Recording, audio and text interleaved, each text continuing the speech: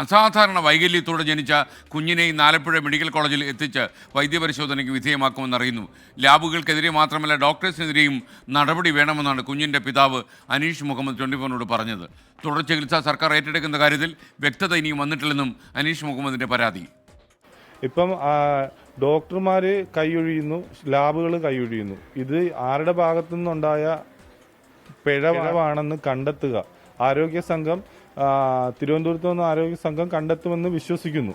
അത് ഡോക്ടർമാരുടെ സംഘടന വളരെ വലിയ സംഘടനയാണ്. എനിക്ക് അവരിൽ നിന്നൊരു നീതി കിട്ടുമെന്ന് ഞാൻ പ്രതീക്ഷിക്കുന്നുണ്ട്. ഈ നീതി കിട്ടിയില്ല എന്നുണ്ടെങ്കിൽ തുടർ നടപടിയായിട്ട് തന്നെ ഞാൻ മുന്നോട്ട് പോകും.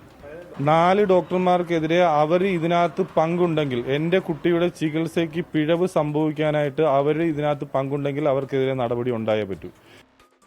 ആലപ്പുഴയിൽ നിന്ന് മനീഷ് മഹിബാൽ തത്സമയം ചേരുകയാണ്. മനീഷ്, യഥാർത്ഥത്തിൽ നമുക്ക് കേൾക്കുമ്പോൾ തന്നെ ടെൻഷനാകുന്ന ഒരു കാര്യമാണ് ഈ കുഞ്ഞിന് സംഭവിച്ചിരിക്കുന്നത്. അപ്പം എന്താണ് ഏറ്റവും ലേറ്റസ്റ്റ് അപ്ഡേറ്റ്സ്?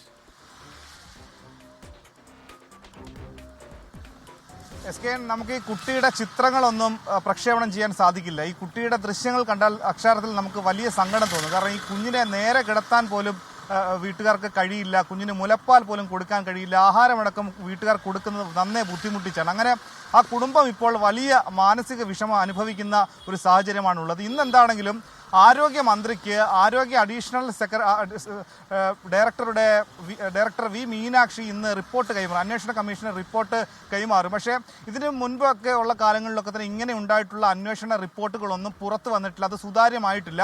അങ്ങനെ റിപ്പോർട്ട് കൈമാറിയാൽ അതിൽ ഡോക്ടർമാർക്ക് എന്തെങ്കിലും കുറ്റമുണ്ട് അല്ലെങ്കിൽ അവരുടെ ഭാഗത്ത് തെറ്റുണ്ടെങ്കിൽ കർശനമായ ശക്തമായ നടപടി ഉണ്ടാകുമെന്ന് മന്ത്രി വീണ ജോർജ് ഇന്നലെ പറഞ്ഞിരുന്നു. പക്ഷേ ഈ റിപ്പോർട്ടിനെ സംബന്ധിച്ചുള്ള ഉള്ളടക്കം തുടങ്ങിയ കാര്യങ്ങൾ പലപ്പോഴും മാധ്യമങ്ങൾക്കോ അല്ലെങ്കിൽ പൊതുജനങ്ങൾക്കോ ലഭിക്കാറില്ല എന്നതാണ് ഏറ്റവും പ്രധാനപ്പെട്ട കാര്യം.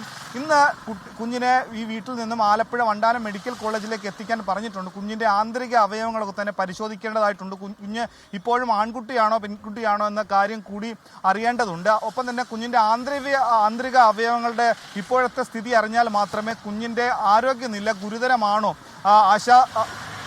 ആശാവഹമാണോ എന്ന കാര്യം നമുക്ക് അറിയാൻ സാധിക്കുകയുള്ളൂ.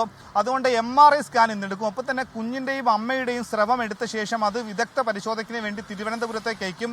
ഈ കുഞ്ഞിന് ഇങ്ങനെയുള്ള ഒരു അസാധാരണ രൂപം വരാനുള്ള കാരണം അത് ജനിതക വൈകല്യമാണോ എന്ന് അറിയാൻ വേണ്ടി ജനിതക പരിശോധന നടത്തണമെങ്കിൽ തിരുവനന്തപുരത്തേക്ക് സ്രവം അയക്കണം.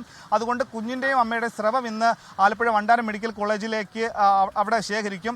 അത് ബാലാവകാശ കമ്മീഷൻ ഇപ്പോൾ ഈ വിഷയത്തിൽ കേസെടുത്തിട്ടുണ്ട് എന്നാണ് നമുക്ക് അറിയാൻ കഴിയുന്നത്. സ്കാനിംഗ് സെൻ്ററുകൾക്കെതിരെ കഴിഞ്ഞ ദിവസം നമ്മൾ റിപ്പോർട്ട് ചെയ്തതാണ്. അവർ 2 സ്കാനിംഗ് സെൻ്ററുകളാണ് പൂട്ടിയത്. ഒന്ന് ആലപ്പുഴ നഗരത്തിലെ ശങ്കേഴ്സും മറ്റൊന്ന് മിഡാസുമാണ്.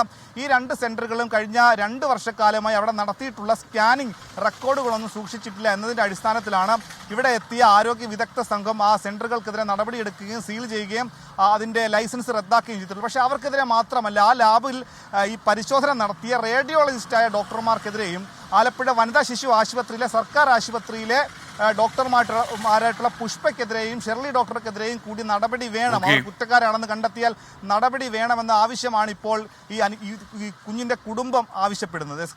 ഓക്കെ, മനീഷ് മഹിബാലാണ് വിവരങ്ങൾ നൽകിയത്. സുമീപരം തൃശ്ശൂരിൽ ഭയങ്കര മഴയാണ്, അവധി തായു എന്നാണ് പറയുന്നത്. പല ജില്ലകളിലും അവധി പ്രഖ്യാപിച്ചിട്ടുള്ള ജില്ലകളിൽ നിന്നൊക്കെ തന്നെ ഈ മുറവിളി ഉയരുന്നുണ്ട്. ഞാൻ കാണാതിരിക്കുന്നില്ല, പലതും കാണുന്നുണ്ട്. പക്ഷേ അവധി പ്രഖ്യാപിക്കാനുള്ള സാധ്യത വളരെ കുറവാണ് എന്ന് ഞാൻ സൂചിപ്പിക്കുകയാണ്. 5 ജില്ലകളിൽ മാത്രമേ ഇന്ന് അവധി പ്രഖ്യാപിച്ചിട്ടുള്ളൂ.